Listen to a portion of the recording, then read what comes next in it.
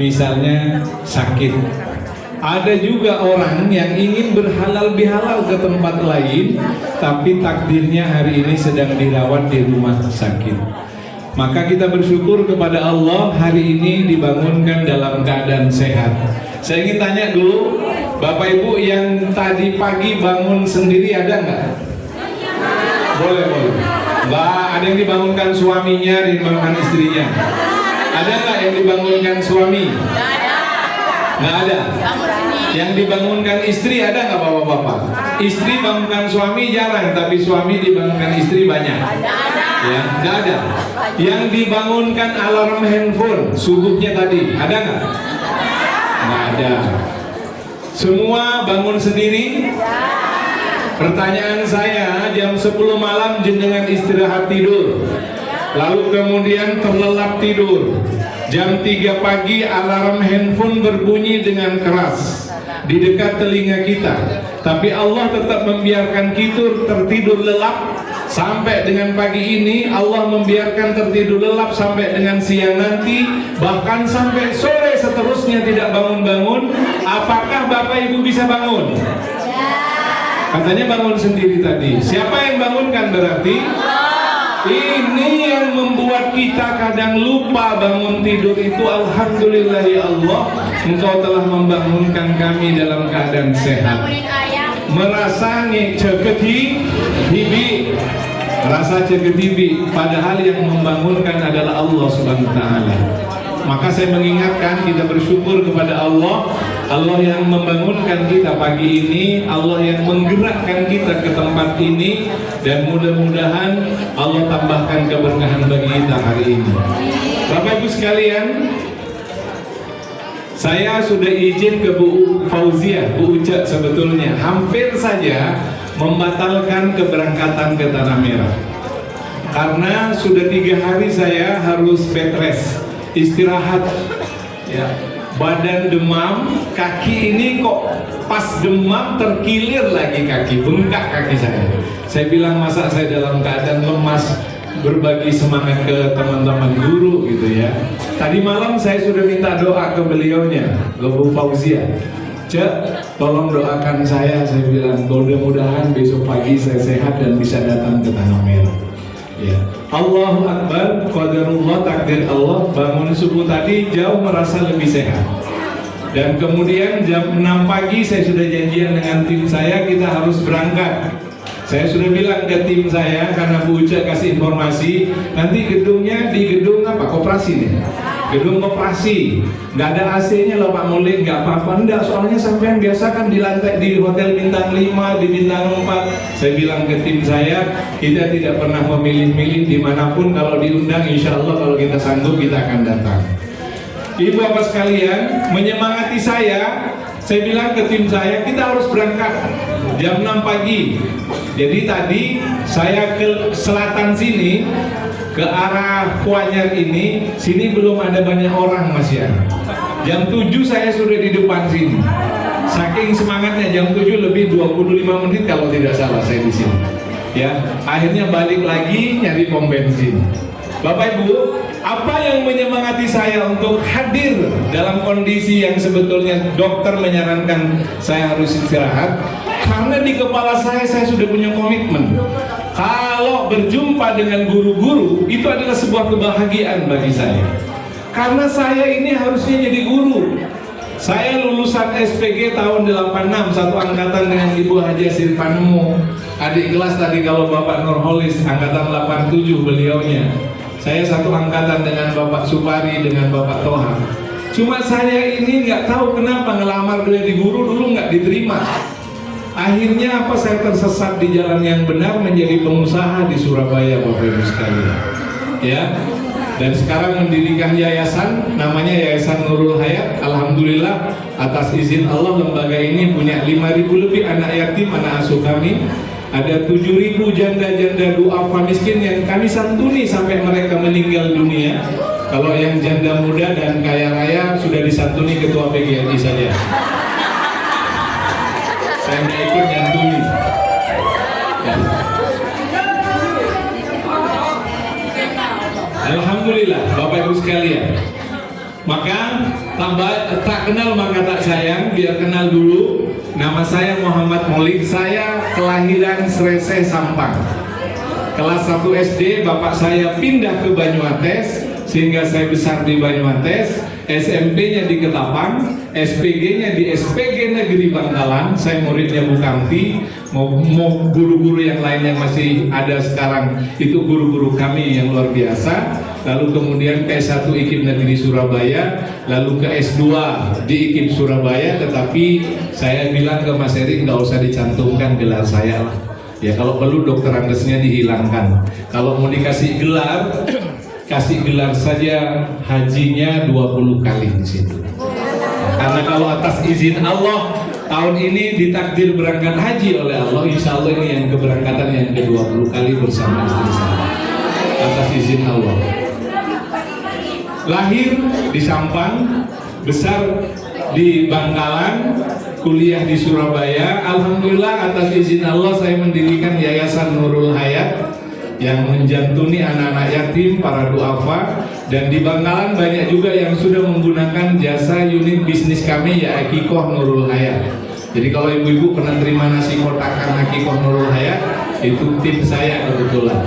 Saya mendirikan kampus entrepreneur penghafal Quran, menampung anak-anak lulusan SMA yang tidak mampu kuliah di KEPKI ini, lalu kemudian dia sambil menghafal Quran, kita latih mereka untuk menjadi pebisnis, menjadi entrepreneur, menjadi saudara.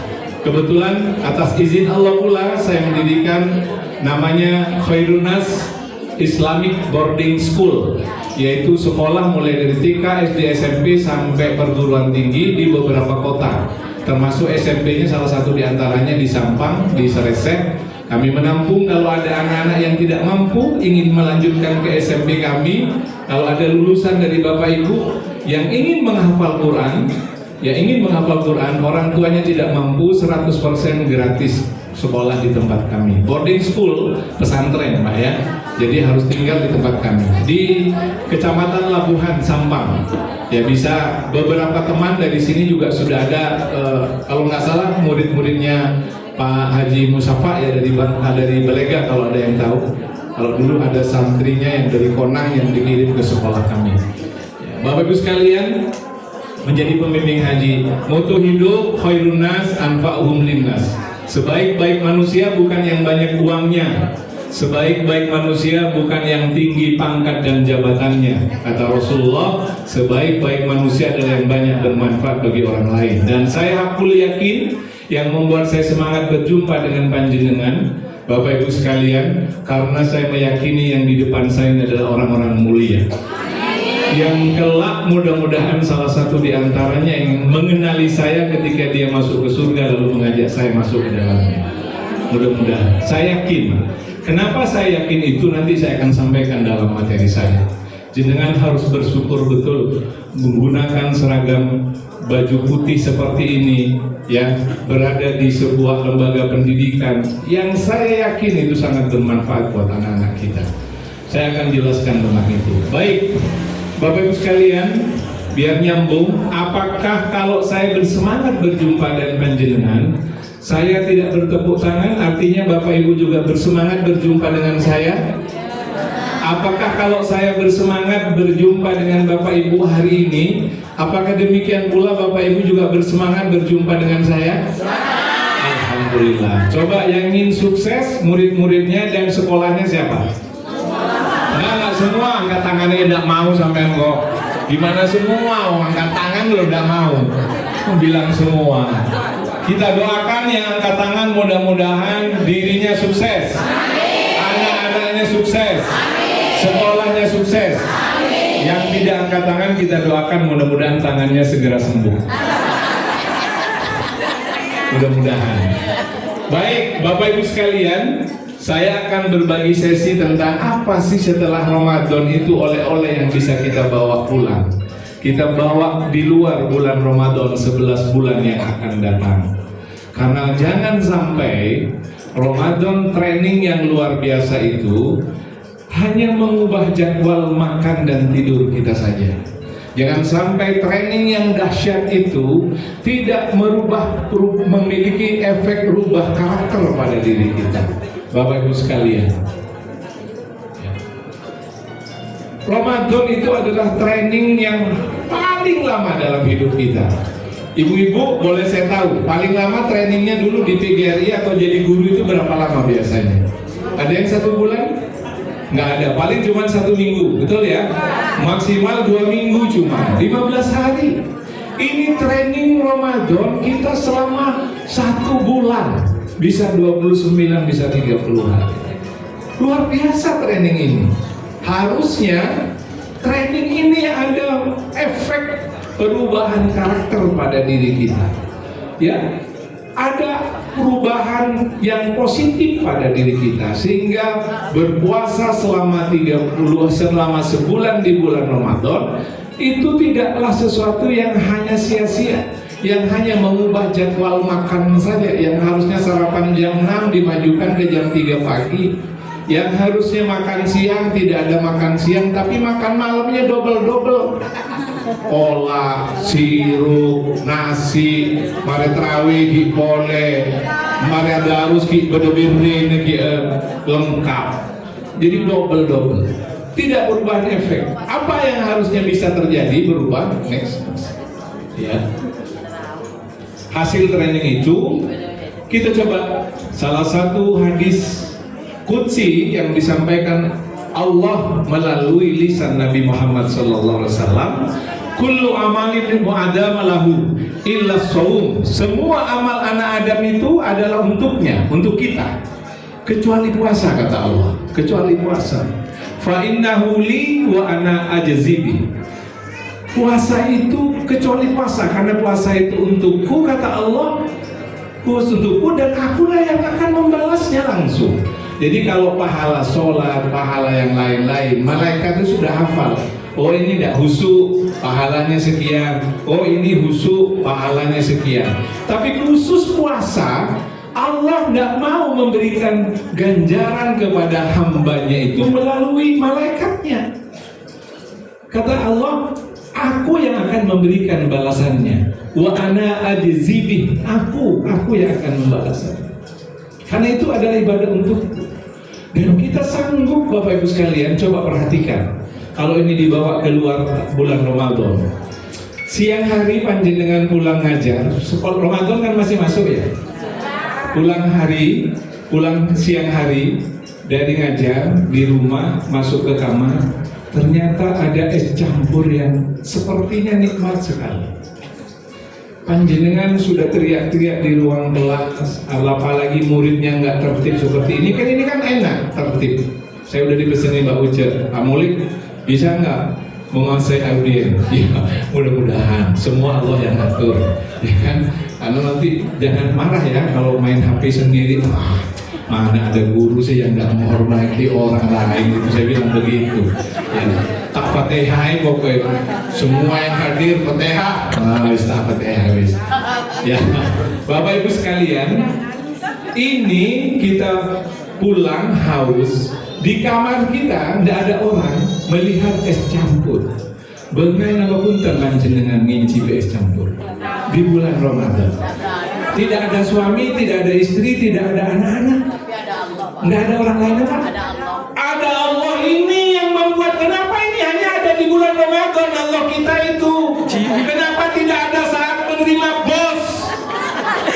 Kenapa Allah itu tidak ada saat menerima hal yang lain? Kenapa tidak ada saat membawa spidol ini sekolah ke rumah?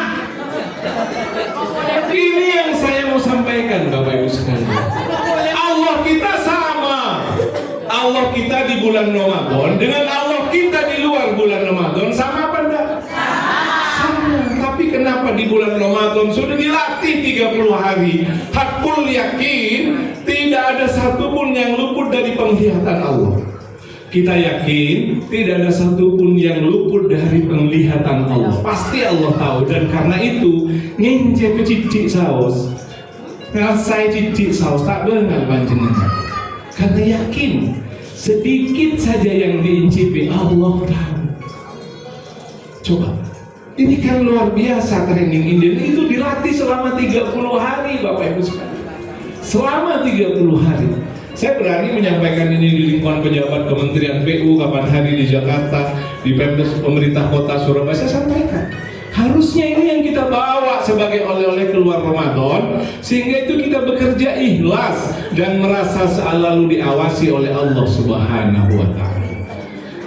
Jangan punya Tuhan Allah hanya di bulan Ramadan dan kemudian di luar bulan Ramadan Tuhan Allah itu kita tinggalkan, sehingga Tuhan Allah seolah-olah buta dan tidak melihat apa yang kita lakukan, sehingga seolah-olah Allah tidak mendengarkan apa yang kita ucapkan, sehingga seolah-olah Allah tidak menyaksikan apa yang kita lakukan di luar bulan Ramadan. Bapak Ibu sekalian, next Mas Erik. Saya mau menyampaikan kenapa ini penting bekerja ikhlas ini. Karena harusnya anggota PGRI Kecamatan Tanah Merah ini orang-orang yang bahagia. Harusnya. Kenapa harus bahagia? Saya mau mulai dengan pertanyaan yang sangat mendasar ilmu hakikat ini. Bapak Ibu semua ingin bahagia? Betul? Pertanyaan saya, apakah semua orang yang ingin bahagia pasti bahagia? Belum tentu. Buktinya ada yang senyum, ada yang masih kurang senyum, ini kan? Ada yang masih cemberut, gitu kan? Tidak semua ingin bahagia, tidak semua ingin bahagia, tapi tidak semua mendapatkan kebahagiaan. Saya mau bagikan tipsnya dan ini mahal. Saya belinya di Jakarta, ikut namanya training NLP, Neuro Linguistic Program. Selama 7 hari bayarnya 14 juta. Tapi saya mau share gratis buat panjenengan. Perkara di amplop ketua PGRI itu urusan lain. Tapi mohon maaf Pak Ketua, saya tidak butuh amplop Pak. Isinya juga nggak bisa transfer kok ke nomor. Bapak Ibu sekalian, nah ini yang saya mau batasin. Berarti kalau marbot minta bayaran itu tidak ikhlas, saya jelaskan. Berarti kalau guru ikhlas itu tidak boleh nimpak gaji. Beda, nanti saya jelaskan di sini. Sebagian besar orang berpikir bahagia itu dianggap didapatnya kalau sudah sukses. Dan sukses itu selalu saja parameter indikator yang dipakai kalau orang itu sukses karirnya. Kalau pangkatnya naik, jabatannya naik, maka dianggap sukses hidupnya. Pertanyaan saya, apakah orang yang pangkatnya lebih tinggi pasti lebih bahagia dari yang di bawahnya? Apakah seorang kepala sekolah pasti lebih bahagia dari tukang kebunnya? Belum tentu. Yang belum tentu dia bukan kepala sekolah kayaknya.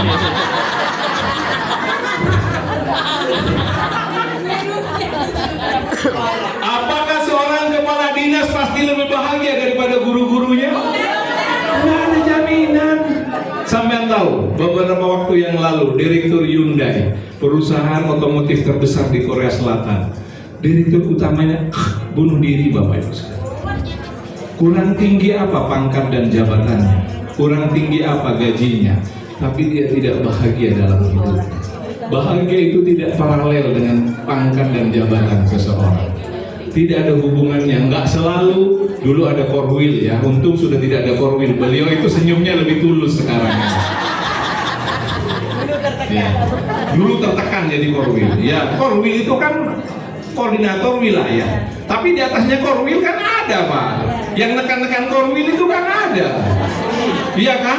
Akhirnya karena ditekan dari atas, Korwilnya kalau perlu nekan ke bawah. Nah itu yang buat senyum beliau kurang tulus dulu itu. Kalau sekarang sudah sangat tulus beliau dan sangat luar biasa. Ya boleh kasih tepuk tangan buat Pak Nurholis. Ya. Tidak ada jaminan yang kepala dinas lebih bahagia dari Korwilnya. Nggak ada jaminan. Tapi coba perhatikan, berapa banyak orang siang dan malam yang ada di kepalanya yang dikejar adalah karir, pangkat, jabatan. Kalau perlu nginjek yang di bawah, nyikut yang di kanan, di kiri, jilat yang di atas, asal naik pangkat dan jabatan. Nauzubillahi min dzalik. Padahal ketika sudah tinggi pangkatnya, belum tentu bahagia. Di luar sana ada juga yang berpikir bahagia itu kalau sukses. Dan sukses itu kalau hartanya berlimpah, mobilnya banyak, sahamnya di mana-mana, depositonya di mana-mana. Saya punya banyak teman orang kaya dan saya menjadi saksi, tidak semua yang lebih kaya itu lebih bahagia, Bapak Ibu sekalian. Artis-artis yang ngetop, kawin, cerai, kan karena pasti tidak bahagia dalam hidupnya. Betul nggak Bapak Ibu? Sesoki belum tentu Bapak Ibu.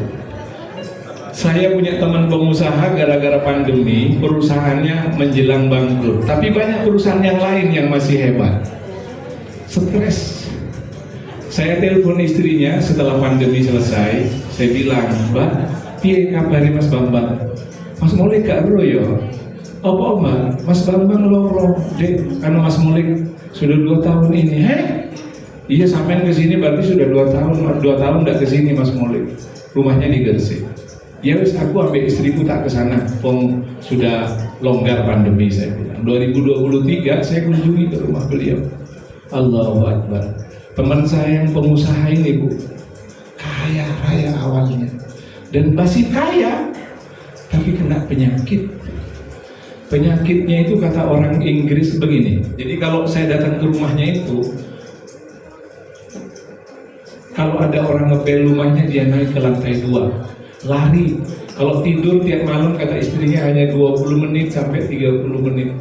Terus orang kayak orang ngangsor bangun tidurnya, kayak ada orang yang ngejar, terus ada yang bisik-bisik mengajak bunuh diri katanya. Tiap malam tersiksa dengan seperti itu.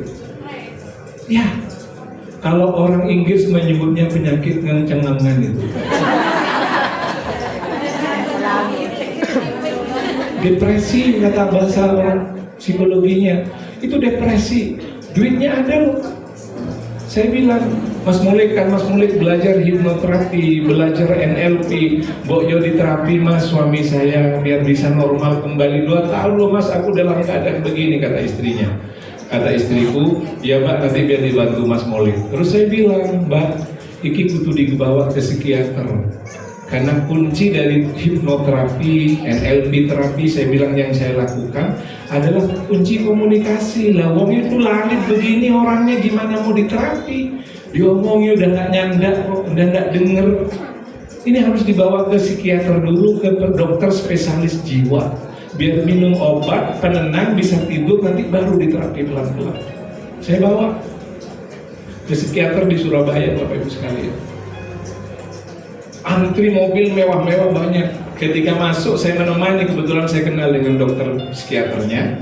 Dok, saya bilang, itu mobil mewah yang parkir di depan praktek jenengan itu pasien jenengan semua? Sebagian besar ya Pak Mulik, tapi sebagian mungkin ada tamu rumah sebelum. Kenapa Pak Mulik tanya itu? Heran aja saya. Kok heran? Iya, mereka kan orang kaya. Ngapain jadi pasiennya dokter spesialis jiwa? Mereka bisa beli apa saja kok. Mobil mewah bisa beli, yang mereka naikin itu. Kasur spring bed harga ratusan juta mereka bisa beli. Ngapain datang ke dokter? Apa beliau bilang? Ini yang penting.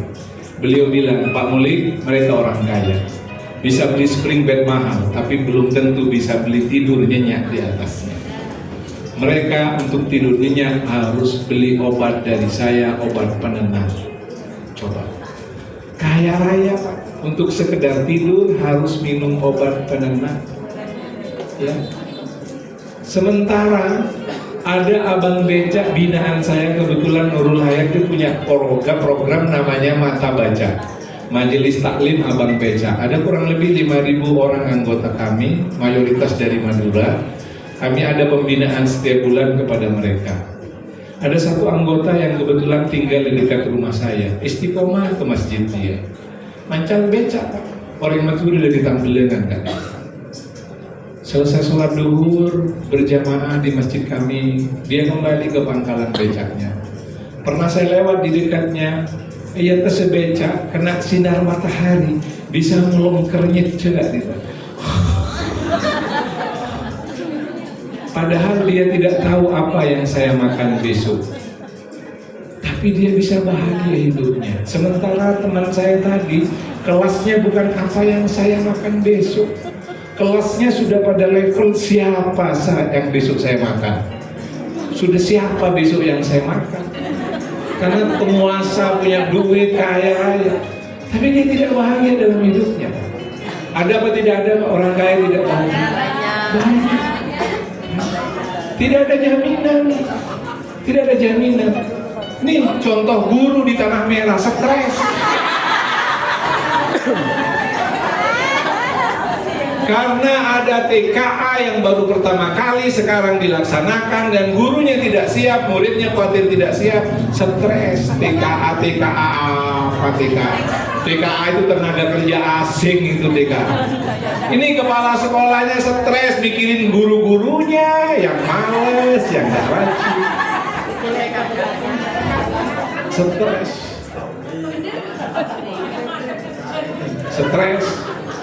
Mohon maaf kalau ada guru yang lari ke tempat hiburan malam ke Surabaya. Itu orang punya uang atau tidak punya uang? Punya uang tapi tidak bahagia di rumahnya. Dia mencari kebahagiaan sesaat. Yang dia jumpai bukan kebahagiaan, hanya kesenangan sesaat. Pulang ke rumah stres lagi dia, Bapak Ibu sekalian. Yang lari ke narkoba adalah orang yang juga punya uang tapi tidak bahagia dalam hidupnya. Stres. Ini contoh. Ini korwil dulu, korwil ya. Korwil ya. Volumenya Mas Erik tambah Mas. Bukan Pak Nurhole sini, bukan. Korwil yang lain, coba. Ya, stres korwilnya. Nah, percaya.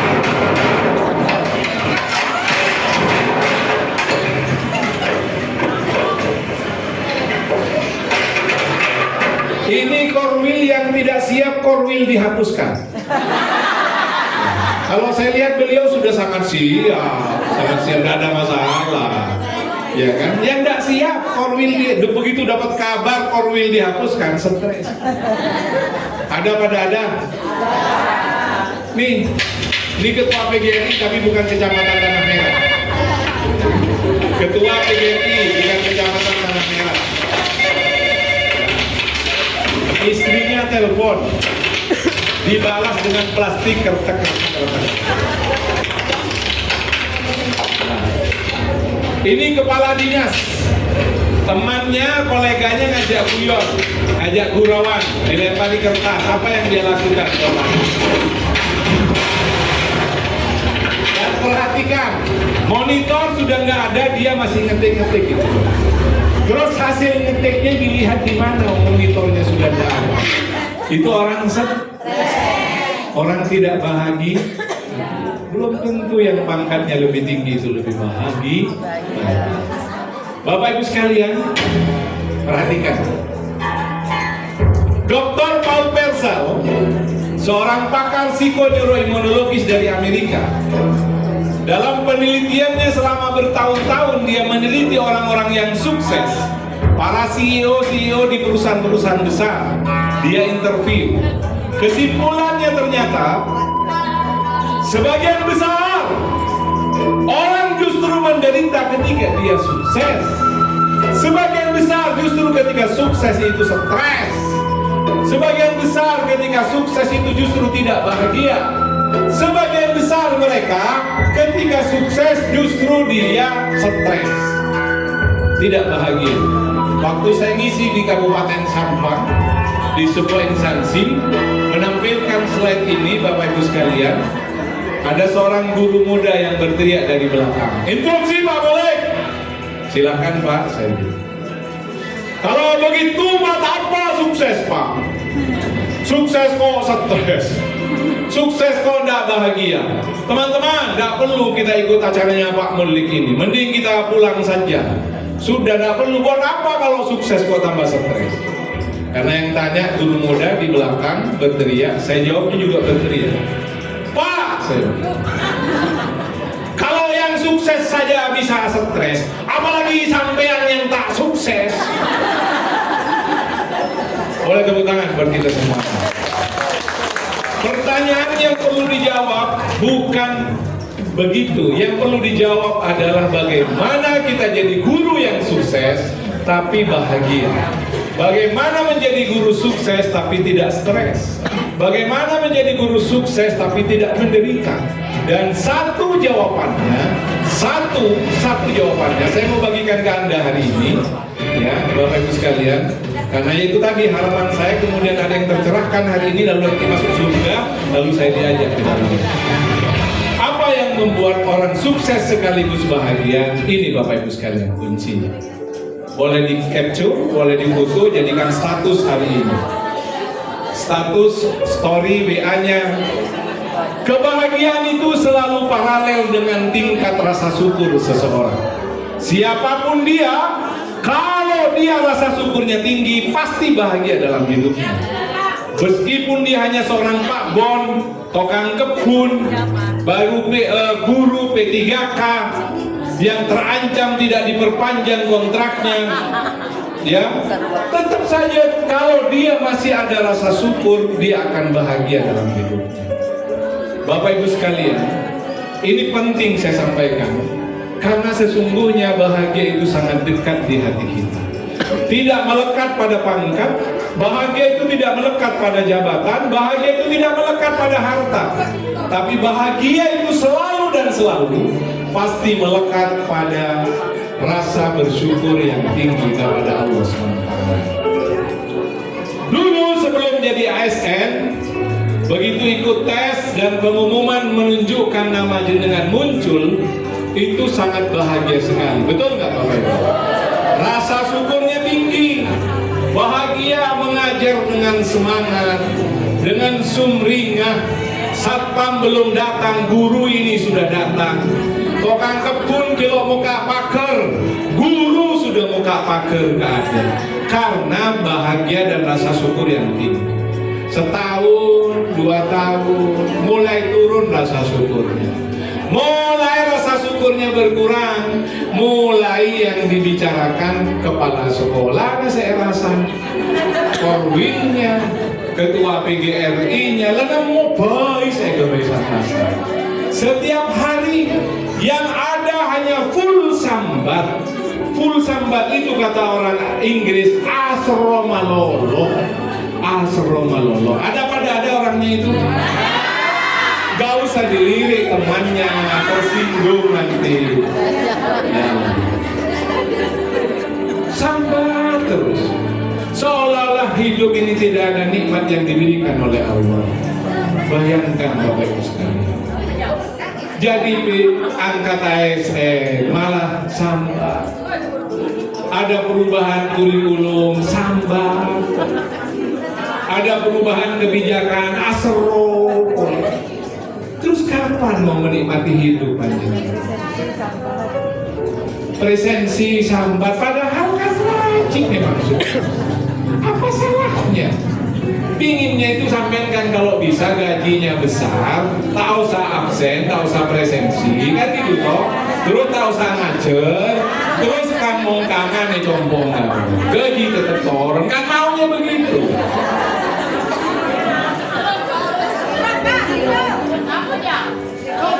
Betul ya? Hadir? Dan orang yang rasa syukurnya tinggi kelihatan Bapak Ibu sekalian.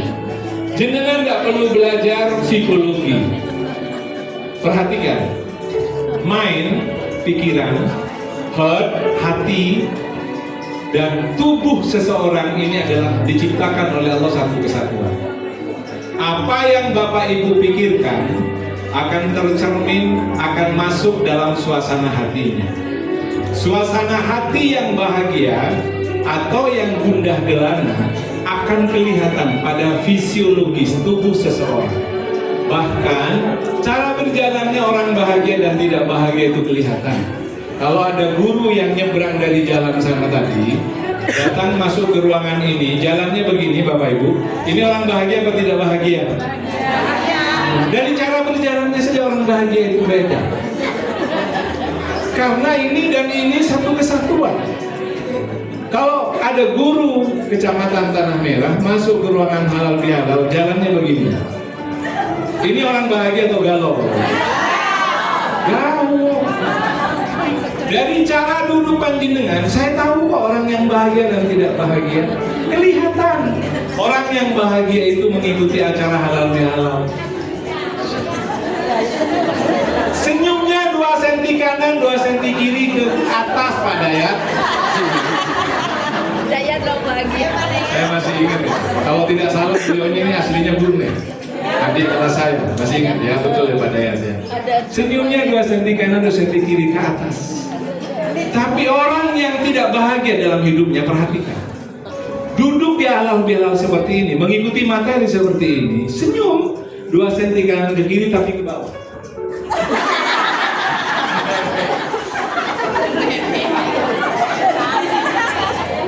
Terus orang yang rasa syukurnya tinggi, yang bahagia, asik ya acaranya ini. Ketua PGRI-nya ini hebat, bisa mendatangkan Pak Moy. Ini satu-satunya kecamatan, tingkat kecamatan yang mengundang level pembicara nasional ke karena biasanya saya banyak di Surabaya, di Balikpapan, di Jakarta, saya keliling Indonesia, paling tidak di hotel dan di tingkat provinsi. Kenapa satu-satunya? Karena dulu saya diundang Ibu Fauzia, tapi ke sekolahnya, bukan untuk semua guru di SD Patemon, untuk guru-gurunya. Ya, saya bersedia datang karena kebetulan dia sendiri yang mengundang, sudah seperti saudara dengan saya. Satu angkatan, satu kelas dengan saya dulu juga, jurusan IPA di SPG Negeri Bangkalan tahun 86. Maka saya bilang, sudah, apalagi pertanyaannya detail, Mbak Uca. Ya apa sih, ini nanti bayarnya, wes adik mikir itu. ATM mana? Ibu bapak sekalian, bagi yang tidak bahagia, rasa syukurnya rendah, itu duduk sama, senyumnya 2 senti kiri kanan ke bawah sama, tapi ke bawah. Terus ngomongan, akan belum ya. Nengke iyo, suapkan dari ini Pak Ceramah, tak kemarin. Tidak bahagia orang kayak gini, kelihatan pada wajahnya Bapak Ibu sekalian. Maka karena saya lihat ini banyak yang bahagia, saya teruskan ceramah saya. Kalau banyak yang tadi kayak begini, saya pulang saja. Buat apa? Lo kayak begini tidak ber-AC, suku ini suku Keseleo, suku saya ini. Ya untung tidak kena penyakit tumbuh-tumbuhan. Kalau kena penyakit tumbuh-tumbuhan celaka. Kalau tidak cerdas tumbuh-tumbuhannya, Nggak bisa jalan. nggak bisa aja. Ayo sekalian, saya lanjut ya. Yang rasa syukur tinggi ini tadi dapat kue nggak? Coba saya pinjam. Ini contoh ini. Sudah habis Bu. Masih banyak, masih lengkap, masih datang.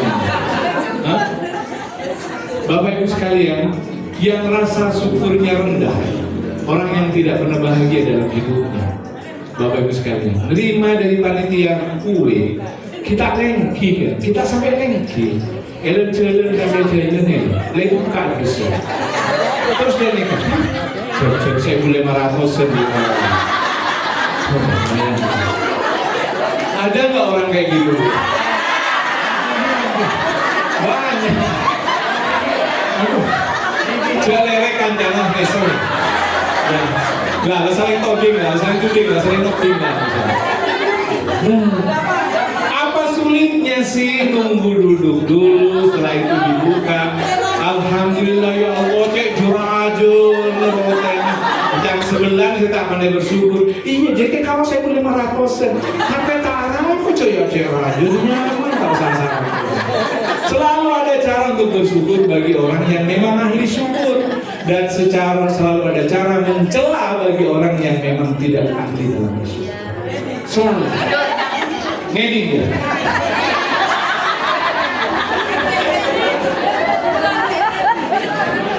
Selalu ada cara. Selalu ada cara untuk bersyukur. Ada yang tidak pandai bersyukur, Bapak Ibu. Kancane nganggo jilbab anyar. Olatin nih. Lah mirip karo punten boleh. Olatin. Beda kancane badi jilbab anyar. Orang celok pandai bersyukur. Saya full sambat terus kayak gini. Ngintane. Pas saya tekuk jilbab kancane. Anyar nih. Oh iya Bu, ini baru beli di mana ya? Sudah mirip? Online Bu, beli online. Berapa sebenarnya? 9 Sebita kayak ibu, jilbab tipis saringan santan ini kok 60.000. Ada lah pasar Namira kalau 15.000. Ada nggak orang? Ada nggak orang? Betapa orang itu dalam hidupnya tidak akan pernah bahagia. Memegang uang seberapa banyak pun orang itu tidak akan bahagia. Apa sulitnya sih bertanya dengan wajah yang mana? Bu, tanya dia jilbabnya. Oh, ini mau bagi Kak Dinto, Kak Dinto Bu, bagi online. Kenapa Kak Dinto Bu? Sebito kayak Bu, Masya Allah, pantas lebu udah panjenengan cocok dengan kulit wajah sampean yang hitam kan?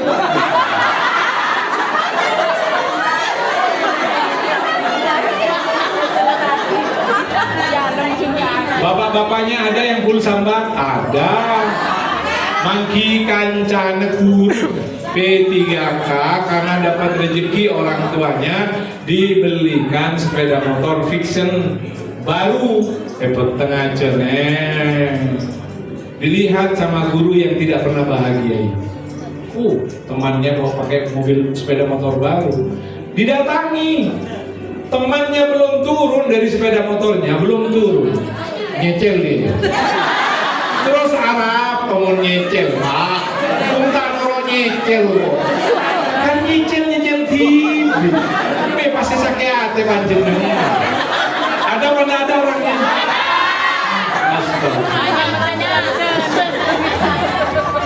Teko wangi kali Gus Ikdam. Teko wangi. Allah. Orang yang tidak pernah bahagia. Orang yang tidak pernah bahagia. Dan tingkat rasa syukur itu milik siapapun. Saya pernah baca buku-buku yang sangat dahsyat sekali. Buku ini isinya saya sampaikan ke peserta training saya di beberapa provinsi, di beberapa tempat. Mereka senang sekali dan banyak berubah dalam hidup. Bapak Ibu mau mendengarkan ceritanya?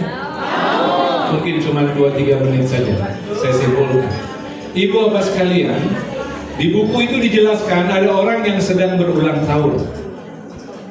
Tetangganya kebetulan Reng Metura. Reng Metura saya tempat rese. Rese bani rese ocen. Rese reng coba gak itu semua.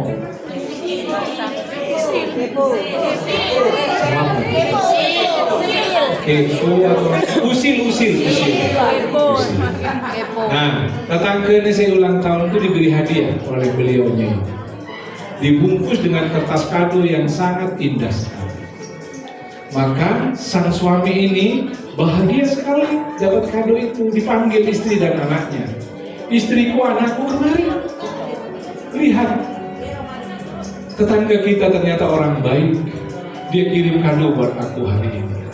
Buka pak, kata anaknya. Maka dibukalah kado itu dan Allahu Akbar. Setelah dibuka kado yang dengan kertas kado yang indah itu pelan-pelan, isinya surprise Bapak Ibu sekalian, kejutan. Ternyata isinya celotong sipeh yang masih basah, bebas bahan kimia, bebas formalin, bebas bahan pengawet, fresh from oven. Empuk-empuk berwarna hijau masih. Orang ini merasa dihina di hari bahagianya mendapatkan kado seperti itu. Mau melabrak tapi tidak berani karena pernah tahu ada celurit besar yang digantung di ruang tamu orang ini. Akhirnya ngempet. Ketika ada masalah di sekolah tidak terselesaikan, pulang ke rumah biasanya jadi sasaran siapa? Suami, istri, atau anak? Istrinya melihat sang suami setelah mendapatkan kado itu kelihatan cemberut saja. Akhirnya ketika sang suami mendengar adzan zuhur berkumandang ganti baju takwa, sang istrinya pura-pura nanya ingin mencairkan suasana. Pak, mau kemana kok ganti baju takwa? Gini ke masjid, masuk ke pasar, tahu dia tanya. Coba, istrinya kan hanya mencairkan suasana. Anaknya datang, Pak, PR matematika, Pak, tidak bisa jawab. Sana sama ibumu sana. Ibumu yang nganggur, nonton drakor aja. Guru ya gitu, PR, gurunya taruh nolong gitu sana. Gurunya juga, karena tidak mampu memanage hati. Di lain kesempatan, ada mungkin saya modif ceritanya, ada guru tanah merah yang sudah ikut materinya Pak Maulid. Tinggal juga di situ berulang tahun. Dapat kado dari tetangganya yang tadi yang suka ngerjain orang. Dan begitu dibuka kadonya, sang guru ini melihat hadiahnya surprise. Sama teletong sapi yang masih basah, fresh from oven, empuk-empuk berwarna hijau. Tapi guru tanah merah ini luar biasa. Karena sudah ikut materinya Pak Maulid. Dia bilang ke istri dan anaknya, "Istriku, anakku kemana?" "Ada apa Pak?" kata anaknya. "Nanti selesai sholat zuhur kita datang ke tetangga kita yang ngasih hadiah luar biasa." "Ngapain?" kata istrinya. "Dikasih hadiah ini mau ngapain?" "Kita berterima kasih kepada dia." "Hah?" kata istrinya. "Dikasih gini berterima kasih." "Sebentar sayang, setidaknya ada dua hal yang membuat kita harus bersyukur kepada Allah dan berterima kasih kepada hambanya. Yang pertama, kamu sudah tahu nggak sayang, di Surabaya barang kayak gini sudah langka ini sayang. Ini orangnya mungkin nyari ke Tampin, nyari ke Pisos sana sayang. Untuk menemukan yang fresh ini tidak mudah. Bayangkan sayang, bayangkan. Tetangga kita ini mungkin ada teh secem-cem eguri sampai. Bisa dente, setro mangkia kelak, se fresh. Begitu keluar selecak dia sayang, bro, tetangga kita itu mungkin alhamdulillah ya Allah bersyukur. Dan untuk memuliakan ayah suamimu ini, dia rela mengotori tangannya untuk mengambilkan barangnya. Itu yang pertama. Yang kedua kata dia, kenapa kita berterima kasih kepadanya? Karena mungkin tetangga kita ini jalan sehat di depan rumah kita, dan dia tahu ada tanaman kita yang kurang subur. Dia kirimin bahan pupuk buat kita. Di Beratang ini mahal sayang.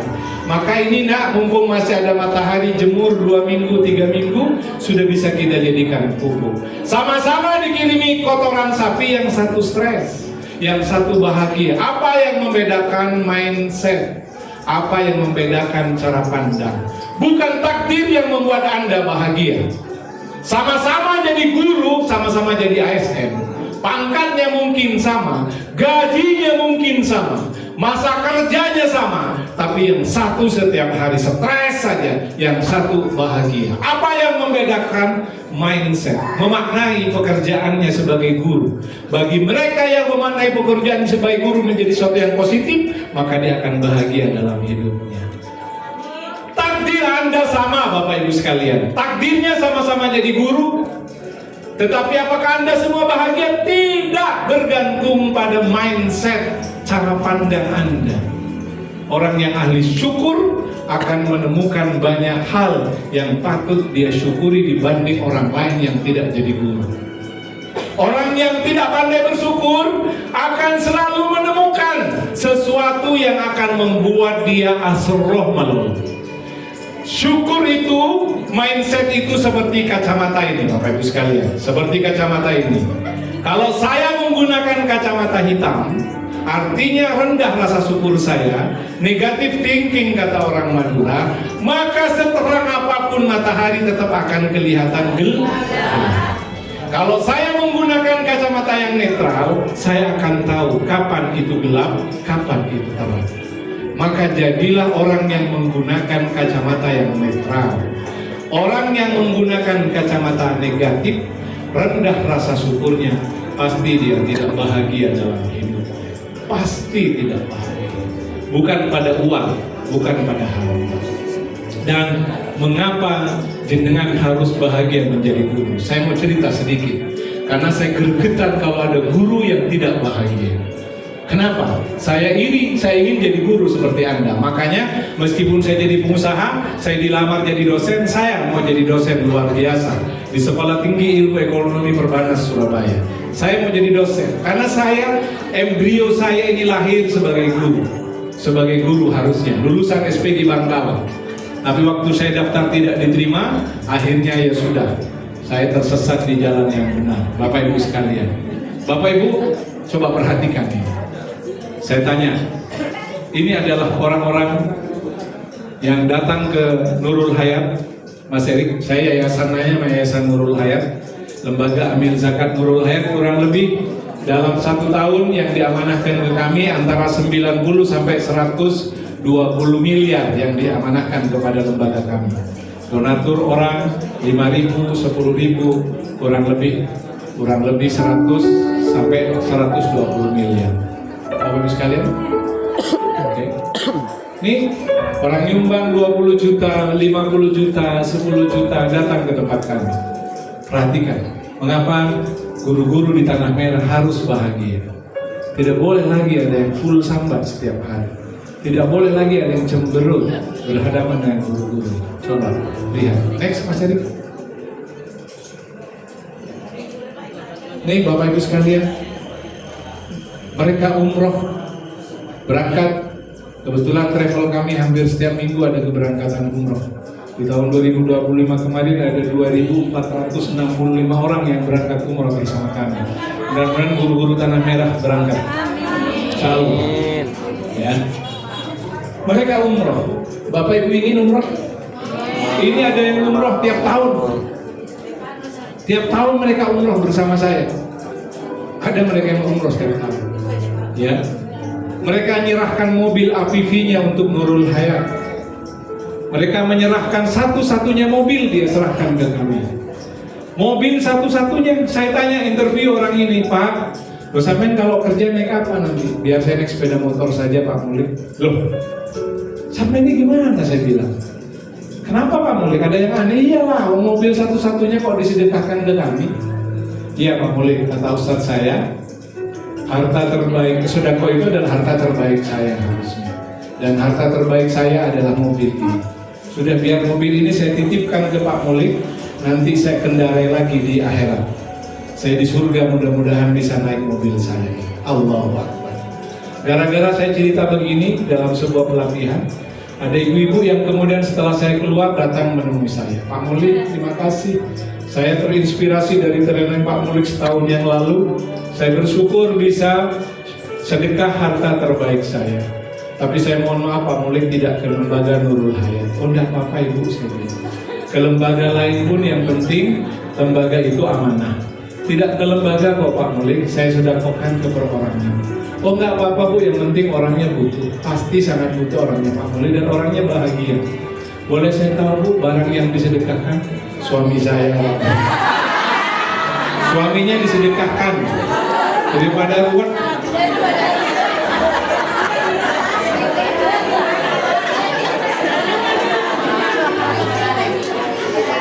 Sedekah aki harta terbaik saya.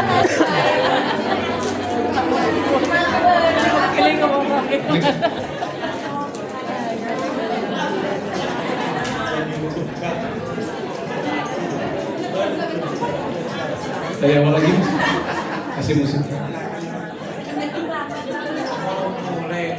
Semua disedekahkan ke Nurul Hayat oleh mereka. Pertanyaan saya, mau apa sih mereka ini Bu? Mau dapat apa? Mau dapat pahala, mau dapat akhirat, mau dapat surga, betul nggak? Di luar sana Bapak Ibu sekalian, mau dapat pahala itu mengeluarkan uang, mau dapat surga itu mahal. Mereka haji bayar ratusan juta hanya untuk dapat surga. Mereka umrah puluhan juta hanya mau dapat pahala. Di luar sana, di dalam ruangan ini, guru yang mau datang berangkat dari rumahnya ke sekolahnya, lalu dia berniat mengatakan kepada Allah, ya Rabb, Engkaulah pemilik ilmu itu, mudahkan saya untuk menyampaikan ilmu kepada hamba-hambamu yang lain. Mudahkan ya Allah, demi Allah. Sekolah itu, ruang kelas itu menjadi musola bagi sampean. Papan tulis itu menjadi tasbih, kursi itu menjadi sejadah, dan jenengan tidak perlu mengeluarkan uang sebagaimana mereka. Pahala itu akan terus mengalir bahkan sampai yaumil kiamah. Di alam kubur, ilmu yang jenengan sampaikan kepada mereka terus mengalirkan pahala jariah untuk Anda. Lalu apa yang buat Anda tidak bersyukur berada di tempat seperti ini? Di luar sana orang mau dapat pahala mengeluarkan uang. Di dalam ruangan ini mau dapat pahala sampai tidak perlu mengeluarkan uang. Hanya butuh meluruskan niat, menjadikan pengabdiannya ini, mengajar ini adalah pengabdian kepada Allah. Menjadikan mengajar, menjadi guru ini sebagai ibadah terbaiknya di hadapan Allah Subhanahu wa Ta'ala. Maka apa yang membuat kita tidak bahagia dan bersyukur? Pak, saya di sini ini kan karena dapat SK dari Mendiknas. No. Allah dalam Al-Quran menyampaikan berita, sebutir biji saja yang jatuh di kegelapan bumi, Allah yang telah menetapkannya. Nggak ada yang kebetulan dalam hidup ini. Saya bisa berjumpa dengan sampean sekarang benar lewat ikhtiar Bu Fauzia, tetapi sejatinya telah tercatat dalam Lauhul Mahfuz, mulai hambaku tanggal sekian jam sekian kamu akan berjumpa dengan wakil-wakilku di muka bumi, khalifahku di muka bumi, Allah Ar-Rasyid, wakil Allah Ar-Rasyid, wakil Allah yang maha cerdas, wakil Allah Al-Alim, wakil Allah yang maha mengetahui. Mereka adalah hamba-hambaku yang terpilih. Kau akan berjumpa dengan mereka.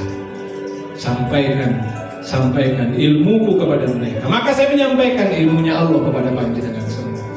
Bapak Ibu sekalian, menjadi wakil rakyat itu sudah mulia, tapi jenengan di sini menjadi wakil Allah, menjadi khalifatullah fil ard, menjadi wakil Allah Rasyid yang maha cerdas. Kalau saja tanpa guru-guru yang menggunakan seragam ini, Allah memberikan ilmu kepada hamba-hambanya yang baru lahir, diberi pengetahuan matematika, diberi pengetahuan fisika, bahkan diberi pengetahuan seperti kepada Nabi Sulaiman, bisa berbicara dengan binatang. Apakah itu hal sulit atau mudah bagi Allah? Mudah. Tapi tidak, kata Allah, ilmuku tidak aku akan berikan langsung kepada hamba-hambaku yang baru lahir. Ilmuku akan aku titipkan kepada khalifahku di muka bumi, kepada wakilku Allah Rasyid, kepada wakilku Allah Al-Alim, Allah yang mengetahui. Siapa dia? Guru-guru, para ustadz-ustadz, panjenengan semua. Jenengan takdirnya oleh Allah diletakkan sebagai wakil Allah Al-Alim. Maka berada di tempat ini bukan karena SK dari menteri panjenengan. Berada di tempat ini SK-nya datang dari Allah Subhanahu wa Ta'ala. Maka di tempat ini apa yang buat kita tidak bersungguh-sungguh? Maka apa yang buat kita kemudian tidak berikhtiar semaksimal mungkin di lembaga pendidikan kita, di SD kita, di sekolah kita? Allah telah memuliakan panjenengan. Orang lain mau dapat surganya harus mengeluarkan uangnya. Orang lain mau dapat pahala harus mengeluarkan uangnya. Di sini sampai tidak perlu mengeluarkan uang. Dan hebatnya lagi Bapak Ibu sekalian, coba bayangkan betapa Allah Maha Pengasih dan Maha Penyayang kepada panjenengan. Akhiratnya sudah disiapkan, pahalanya terus ditambahkan oleh Allah setiap kali panjenengan berada di sekolah itu, dan dunianya masih dicukupi, gajinya masih diberi setiap bulan, sudah ada sertifikasi pula, sudah ada tambahan yang lain-lain. Lalu apa yang membuat kita tidak sungguh-sungguh mengajar? Lalu apa yang membuat kita tidak sungguh-sungguh mengabdikan diri di lembaga pendidikan kita ini? Kalau ini kita bawa hadiah training kita di bulan Ramadan, yakin Allah menyaksikan saat kita berdiri di ruang kelas, saat kita tertatih-tatih. Bapak Ibu sekalian, ini yang juga membuat motivasi saya. Ya, kalau saya keseleo, kaki terpincang-pincang, tetap mau berdiri karena saya nggak mau duduk dalam hal menyampaikan materi. Yang mau motivasi saya apa? Saya dipilih oleh Allah untuk menyampaikan ayat-ayatnya, untuk menyampaikan ilmu ini kepada hamba-hambanya. Mudah-mudahan ada yang tercerahkan sampai suatu saat kemudian berjumpa di akhirat, lalu berkata kepada malaikat, salah seorang guru tanah merah, malaikat, orang itu dulu yang membuat aku tersadar dan kemudian aku mengajar sungguh-sungguh, memajukan sekolahku. Tolong malaikat, orang itu sudah ada di pinggiran neraka, ajak dia, tariklah dia, biar aku menariknya ke dalam surga. Amin. Itu yang saya harapkan, yang membuat saya termotivasi untuk datang ke tempat ini. Ibu bapak sekalian, sekali lagi bersyukurlah menjadi guru. Dunianya dapat, akhiratnya dapat. Akhiratnya sudah disiapkan, dunianya dicukupi. Kerja apa yang bisa begitu? Saya pernah diminta memotivasi marketingnya Auto 2000. Disuruh memotivasi dengan motivasi spiritual seperti saya cerita ke panjenengan. Bingung saya, mau cari dalil apa, mau cari hadis apa yang menjelaskan bahwa pekerjaan menjual mobil itu adalah kebaikan dan dapat pahala. Dari mana Pak saya dalilnya?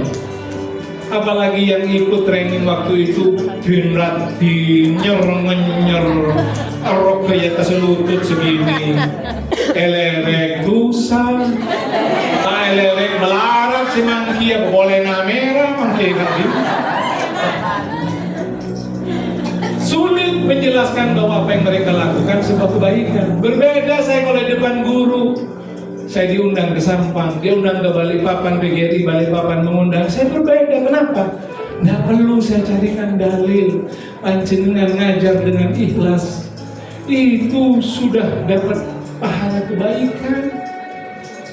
Pak, saya akan digaji. Nggak ada hubungannya gaji dengan keikhlasan. Gaji itu hak panjenengan. Ikhlas itu urusan hati panjenengan dengan Allah. Tidak ada urusan dengan itu. Maka kalau jenengan datang ke masjid saya, Masjid As-Sobirin yang viral, saya nyiapkan buka puasa. Kalau sahur itu sampai 1000 pereng. Bukan nasi kotak, bukan nasi bungkus apa lagi. Nasi piring. 1000 orang-orang yang datang itikaf dari Madura, dari Sidoarjo, ikut Qiyamul Lail, ikut muhasabah, mulai jam 2 malam di 10 malam terakhir.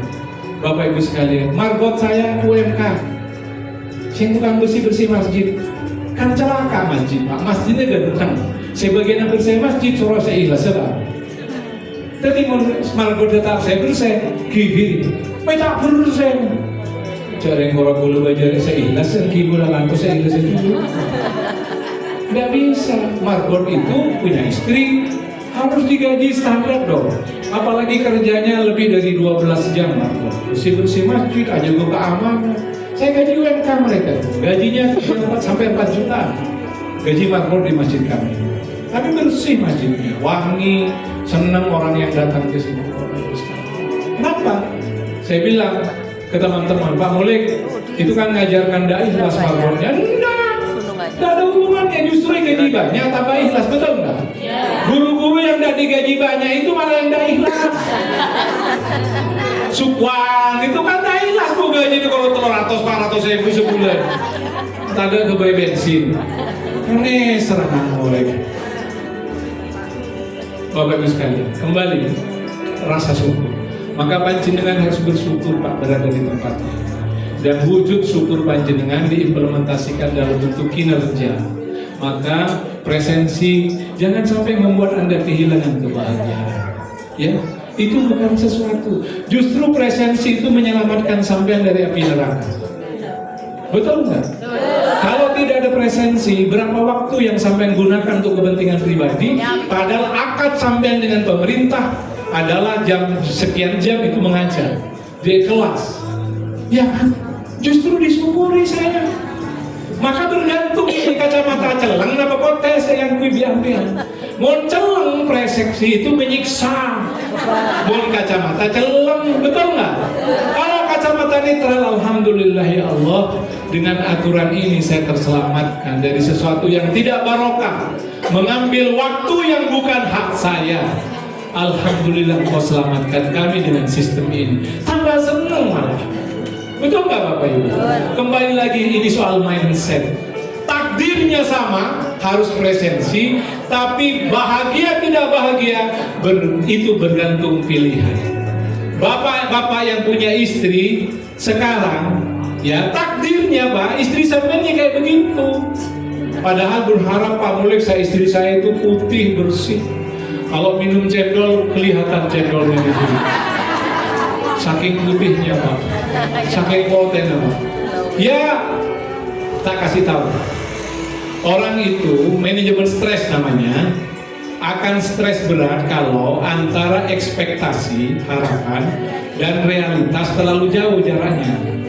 Berharap Sogi, andi mobil Pajero, andi mobil Fortuner, mobilnya kalau namanya Carry. Nah, ya dua caranya.